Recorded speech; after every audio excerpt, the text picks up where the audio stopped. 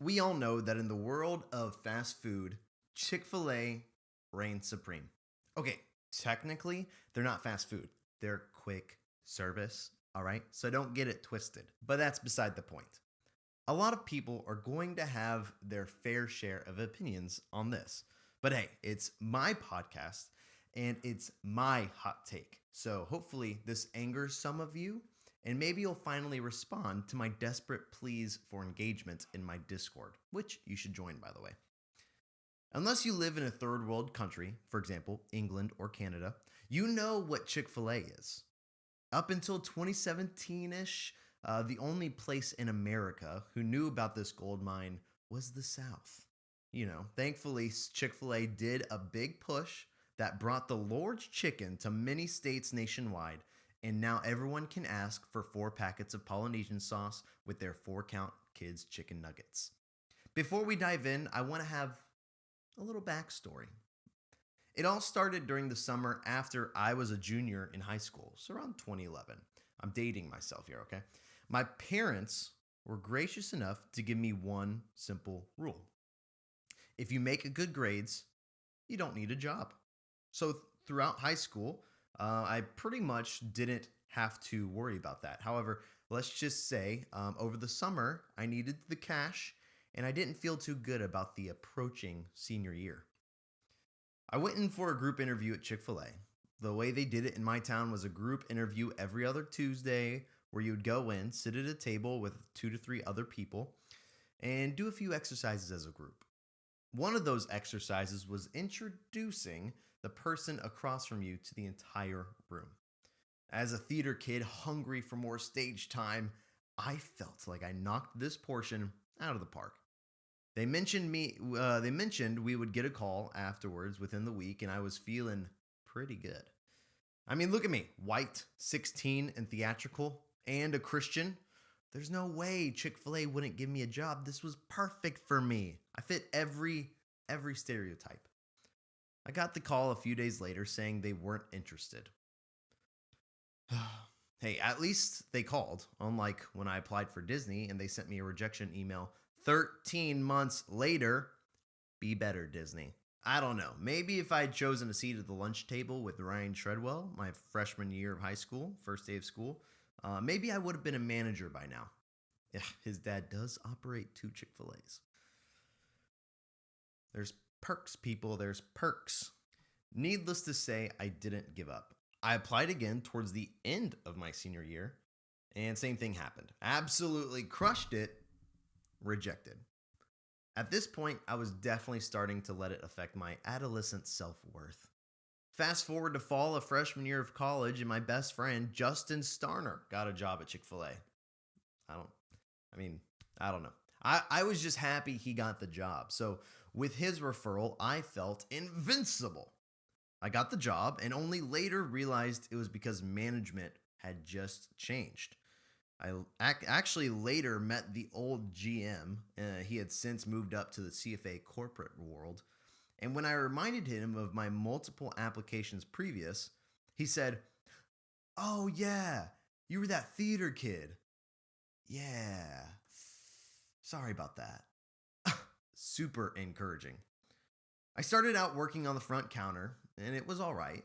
I felt like it was a perfect job, and I was perfect for it. My winning smile and godlike sense of humor would be a no match for the casual guest at the most prestigious chicken restaurant in town. I began leading shifts and was starting to feel real good about it until I didn't. I started getting discouraged and for using terms like howdy and what's up, and instead pushed to use elevated speech, like I may elevated speech, like may I refresh your beverage, or can I wipe your buttocks for you, kind sir? My pleasure. I started to dislike working on the front counter, and my higher ups knew it. When I requested to move to the kitchen, the back of the house, they may call it, they made the change pretty quickly. For the next 2.5 years, I would go from burning french fries to helping manage the back of house inventory and leading shifts pretty regularly. I could go on for hours about fun, crazy stories we had at Chick Fil A, but since this is a take on why it should be your first job, I'll only go on for 5 minutes about it. I'll tell you a quick story of how I convinced a new employee that I was blind for 5 hours. So, what happened was a long time ago, we were closing, and I found these sunglasses, and they were the perfect blind people sunglasses. Now, I hope this doesn't get me canceled, but I think the humor that came out of it was worth it. So basically what we did was, for the rest of the time after I found these sunglasses, for 6 to 8 months, all I wanted was to know ahead of time that I was training someone new. And I wanted to know exactly when they were going to show up. So that would be the first time they met me. For 6 to 8 months, I kept getting scheduled to train people last minute, or they would come in the day before and they would meet me, all sorts of things like that. So it just never panned out. Or it was the perfect day to do it, but the operator was in town, he was in the store, and I just knew it wasn't going to be a good idea to do that with him there. So we waited, and finally Cameron showed up. It was the perfect time. I was going to be leading a shift. I had a stacked team with me, and I was going to be training him during this entire time. So a couple minutes before he comes in, I let everyone on the team know, hey guys, I'm blind now, so just roll with it, okay? Just make sure chicken is going out the door. We're selling Sammy's, and don't worry about it. They're like, okay, cool, sick, awesome. So he walks in, and I'm wearing these sunglasses, and immediately I'm getting to know this guy. But I'm always looking, like if you're him, I'm kind of looking off to the side. Hey, man, how's it going? I'm reaching my hand across to shake his hand, and he's like trying to move his hand around so he can meet me. And it was just awesome. It was so funny. There would be a moment, like I would be training him on things, and he would just be, I could just look in his eye. Well, I would be always looking off to the side. I'd be telling him, so you want to be stirring these nuggets? And he's kind of right here. He's like trying to get in the way so we can make eye contact. And I'm just doing things perfectly. Like I'm navigating the entire space that is in the back perfect. Like I know how to do everything without looking. I'm putting my hands in front of me and kind of looking up to the side, so that way it kind of plays it off a little bit as if I've memorized everything. I will say the best moment. There was so many moments where I like laughed or I almost broke character, but I didn't. The best moment, absolute best moment, I think, was when I was coming up and I was on what's called screens. So the way it was set up is you have the front where, the chutes are, where all the food goes in. And right there's a station where it's got a big screen, and it's got all the specialty sandwich orders, like a grilled club, pepper jack sandwich, grilled deluxe, no cheese, extra pickle, all sorts of stuff like that. And that's called screens, right? Because it's a screen right there. And right next to you is what's called buns, because that's where you toast the buns, you put together all the sandwiches and the chicken, and then you pass it off to the screens person. So the screens and buns kind of work as a tag team. So what I end up doing is I go on screens and I have him on buns next to me. So I'm not looking at the screen, but I'm putting my finger on the digital screen and like dragging my finger across the orders as if it's Braille to see what the order is.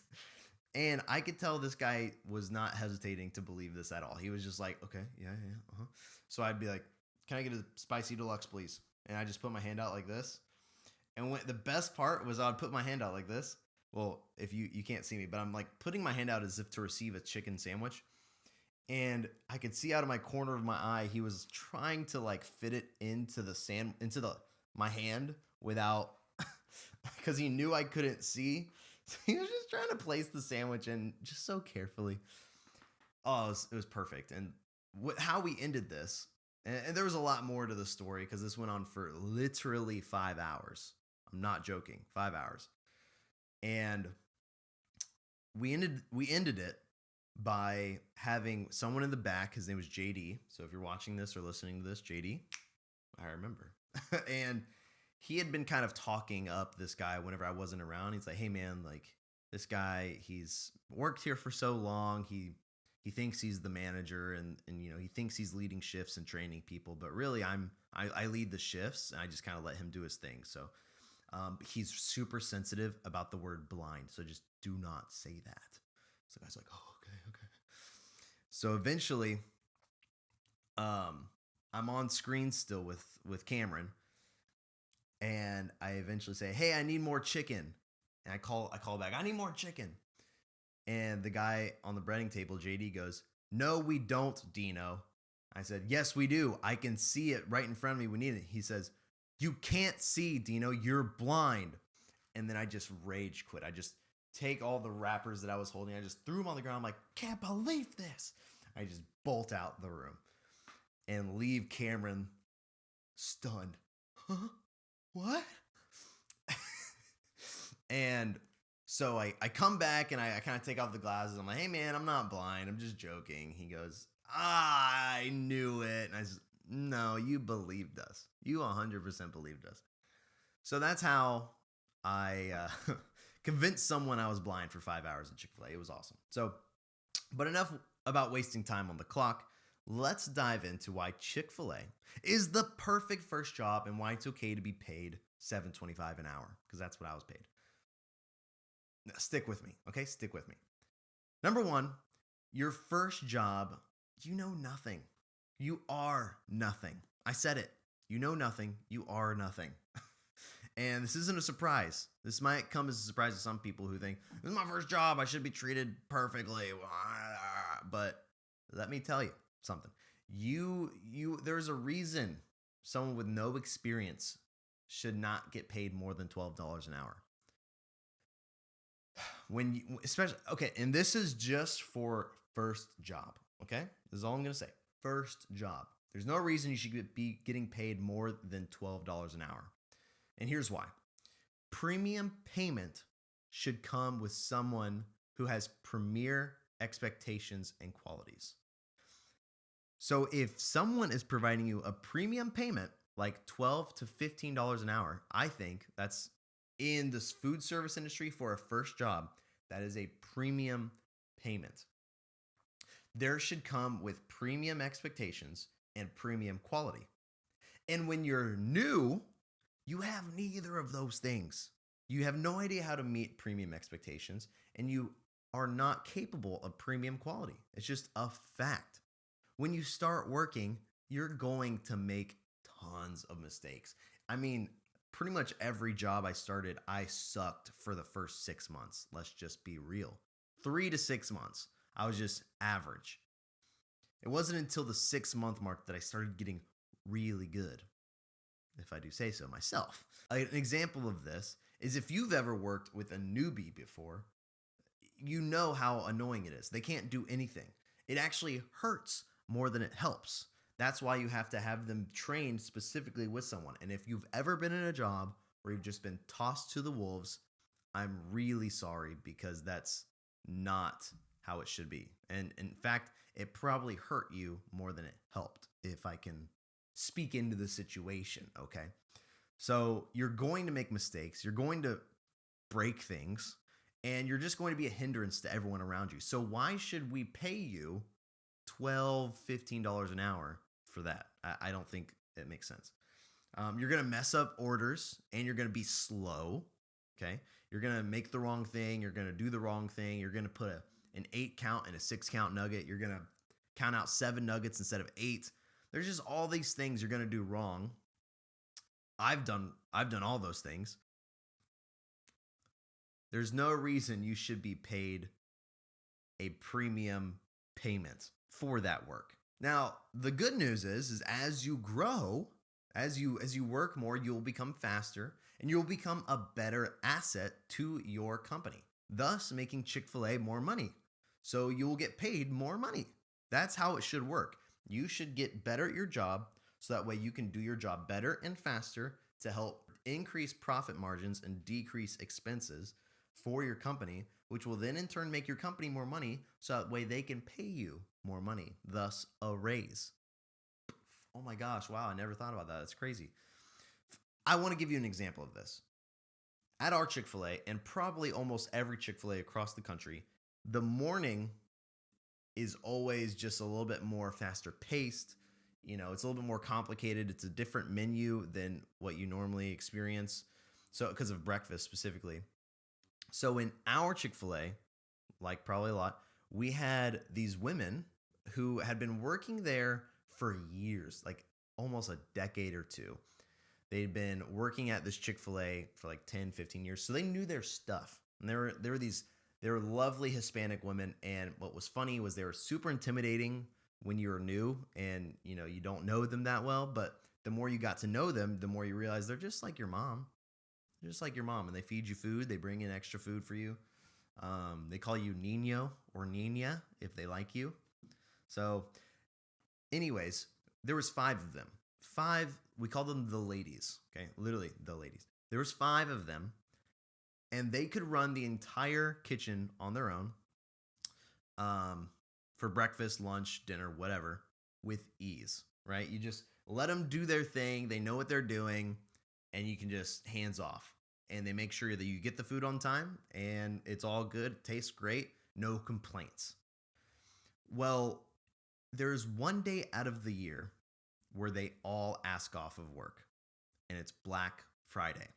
Black Friday, none of them are there every year. So every year that I worked there was always Black Friday where we had to figure out what to do for the breakfast shift of Chick Fil A.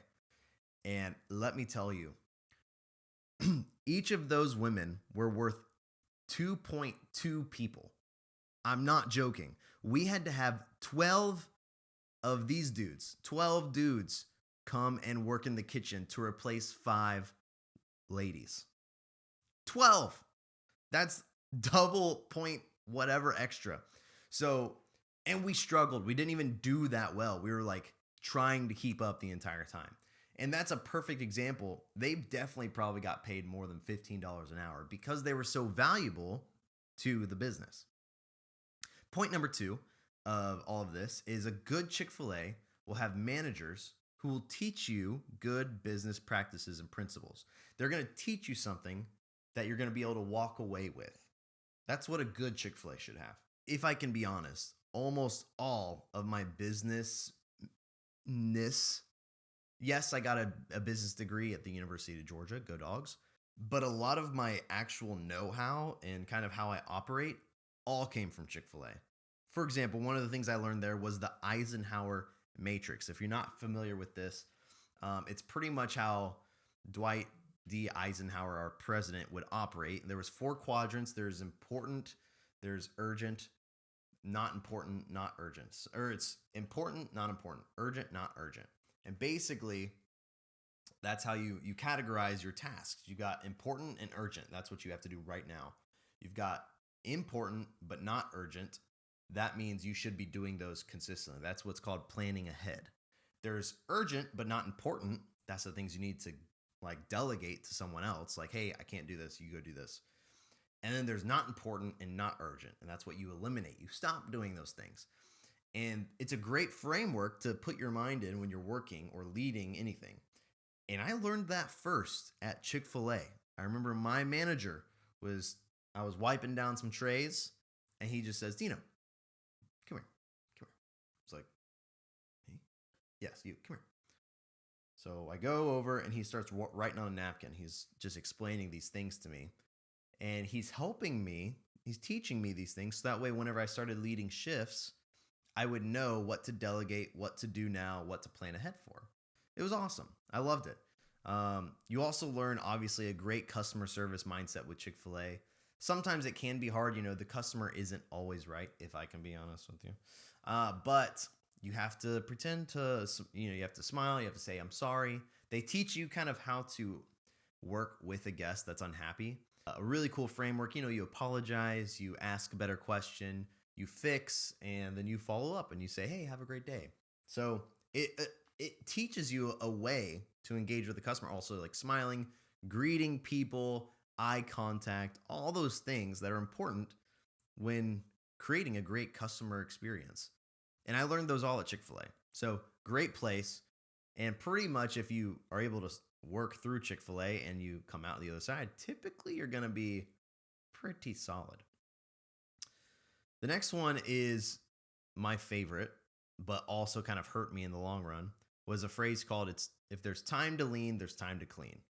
At Chick Fil A, there's never a time when you can just sit back and talk. You kind of have to learn to multitask and talk. So if you want to have a good conversation with your friend, you have to be cleaning something, you have to be fixing something, doing something, putting something away, taking something out. And that was a thing where sometimes people would lean, like they would literally lean back against something. And you'd always say, if there's time to lean, there's time to clean. Um, so that was always fun. So always making sure you're staying productive. Another thing that Chick Fil A, the business principles they teach you is just how supply chain works. They teach you about bottlenecks and where does things start, what to focus on, what to prioritize, because you could have the fastest drive-through in the world and the fastest front counter team, but if your breader is slow, if you've got someone who can't bread chicken fast enough, you're not going to have the chicken that's going to be able to be delivered to the people in a fast way. So you have to figure out what are the bottlenecks, what are the things you need to prioritize.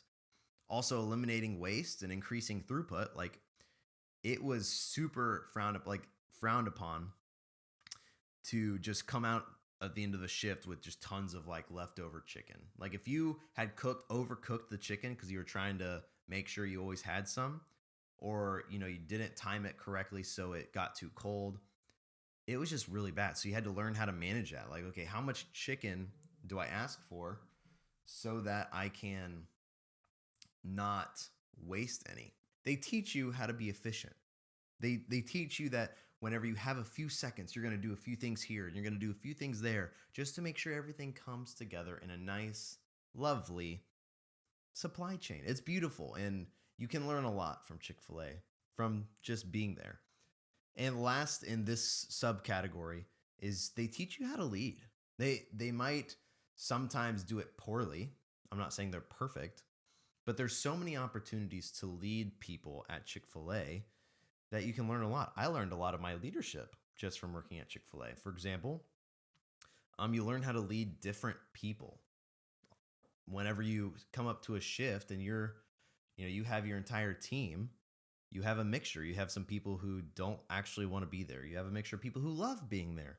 You have people who are really good, who are new, who are veterans, who've seen so many people lead them before and fail.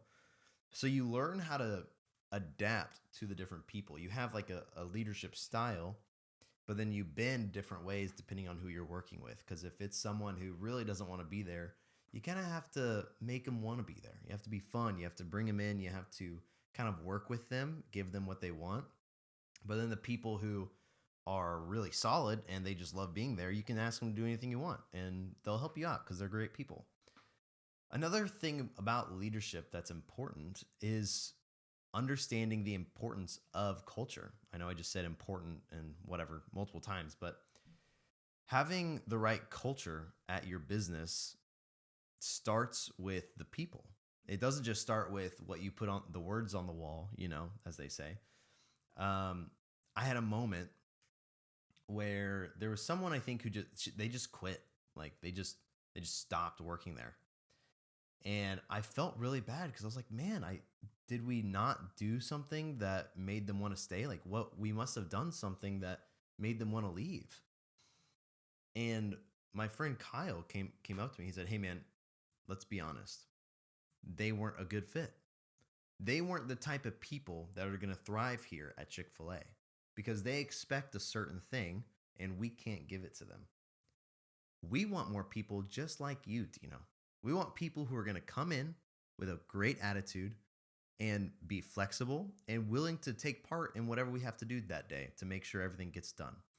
And that's a great employee. So we want to find more people like you. We don't want to bend to a type of person that isn't going to be a good fit for Chick Fil A. And I thought to myself, seems harsh, a little harsh, but honestly, I loved it. I thought it was a great lesson in making sure you pick the right people. As well as it teaches you how to learn responsibility and get things done. I remember when I would close, when I was leading shifts and closing, I would want everyone to clock out. I'm like, hey, we're finished, clock out. Then I'll have the manager come and inspect everything. And we'd have everyone clock out, and then we'd do a walkthrough, and my manager would point out things, all these things we still had to do. But everyone on my team had already clocked out, and we can't ask them to clock back in. So we would have to dismiss everyone. Hey, guys, good night. Have a great night. And then I would be stuck at the store cleaning something that wasn't hit, redoing something that wasn't done right. And it was hard because I had to take responsibility for that. And eventually I got to this point where I said, no, I'm not going to try it. They would be whining, can I clock out now? Can I clock out now? And I used to just say, yeah, go for it. Because I was trying to be a cool leader. But then what I ended up doing was I rounded everyone up and said, hey guys, last thing, everyone get here real quick. We're done, except let's just fix this. So we'd walk around the store, and as a manager would point something out, I would then direct. It felt like I was like Picard in the chair of Star Trek, like, Joe, go do this. Brandon, do that. And it felt pretty cool. But that was something I learned how to, take responsibility of the different things without, and share that load with your team, because you have a team for a reason. And finally, the last point number 3 is Chick Fil A is perfect because it's super low risk, but it's high camaraderie and lots of opportunity. This is just kind of like an overview, right? Chick Fil A is just low risk. You can't make a bad chicken sandwich.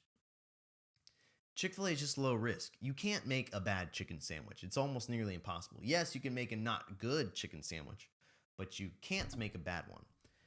And that's what this is all about. You have an opportunity to come into a store and provide a service that is pretty difficult to mess up. There's a strong system in place, and you have a strong team around you to help you. So it's a great place to come in and learn, mess up a few times, but grow as an individual. It's also super high in camaraderie. You just have these amazing moments where you just are able to grow as a team together. We would always, after we close, we'd always do some sort of Waffle House trip. It would either be everyone in the kitchen or, some front counter people drive through. We'd all go to the local Waffle House and just chill out there for 2 or 3 hours. Just eat and talk, and it was awesome. It was so much fun. I have so many fond memories of Waffle House after Chick-fil-A.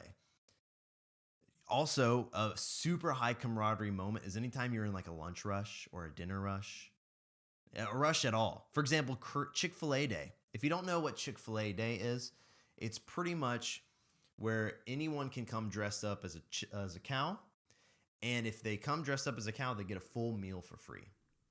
So that thing is crazy. Lines out the door, drive-through is packed. It is just nuts. And so you're pretty much head down, you're grinding for hours. It is just tough. It's a tough day, and they staff it heavily. And every year it always comes around. Everyone's like, oh, Chick-fil-A Day. Like, okay, this is going to be nuts and crazy. But after you're finished with that, the day after, you grow so much together as a team. Like you grow so much together as a team. Everyone after that is just bonded so much, and it's awesome. It's so fun. So Chick-fil-A Day, anytime you close, there's just so much that goes into it. Something else outside of just the work aspect, though, is because we would bond so much from closing, Chick-fil-A days, Waffle House, we started like a Bible study. This was also during the time where I was in 4 Bible studies. My mom literally told me no more Bible studies. She said, no more being a Christian. You can't do that. But I was having so many, I had so many Bible studies I was trying to go to. And this one specifically was just our Chick-fil-A one, and it was on Sundays. But enough about me. Chick-fil-A gets a lot of flack sometimes. Anytime you take a stand on something, you will always have people who are going to push back. A lot of reasons Chick-fil-A has gotten hate in the past is for things like their religious beliefs, as well as some pretty high standards of working conditions. Working in food service is hard. It is. No matter where you go, it's going to be frustrating, exhausting, and you will run into people you work with that just make your peanut oil boil. You see what I did there? The best thing I could ask myself is this: would I rather work at McDonald's or at Chick-fil-A? Big surprise. most likely I'm going to pick Chick Fil A every single time. The guests might be frustrating, the managers may not be perfect, but it's the best place you can work, hands down. So do you agree? Should everyone work at Chick Fil A as their first job? Is it the perfect place to work as an introduction to employment? Let me know on Twitter or Instagram at Dino Favara, or you can just send me an Instagram or a voice message here through anchor.fm. Please leave a review if this was enjoyable for you. It's free and it really helps me understand what you guys are thinking. That's all for today, guys. Thanks for listening to the Hot Takes podcast. We'll see you next time. Peace.